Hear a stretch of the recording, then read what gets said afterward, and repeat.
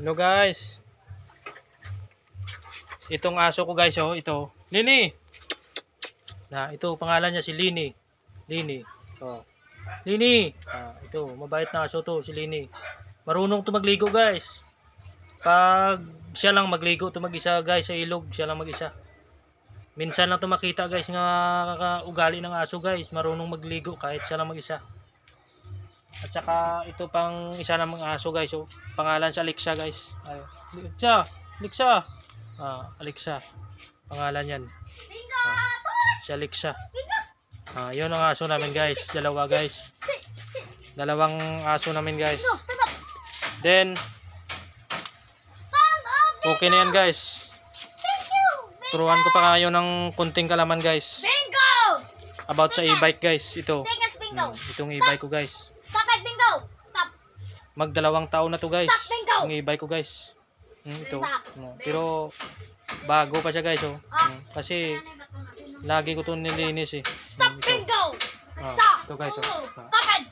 Jisoo ang pangalan guys, Jisoo. Jisoo. Jisoo ang pangalan guys. Ito guys. Ang e-bike ko nagbibiyahe ito guys. Ito. Bingo! May number sa guys, oh. Itong plaka niya, oh. 124. Yun. Turuan ko kayo ng kunting tips guys.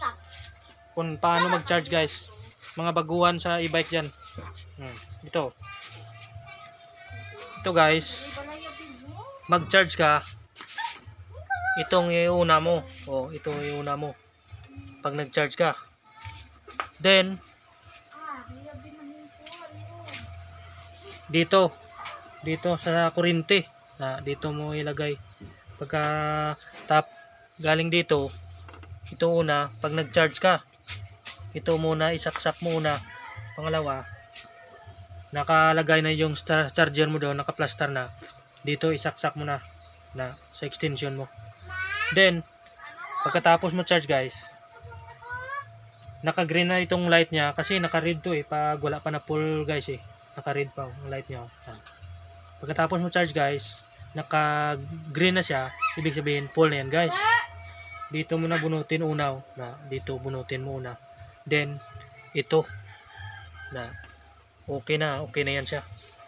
Then itong e-bike guys, sensitive to guys eh, electronic eh.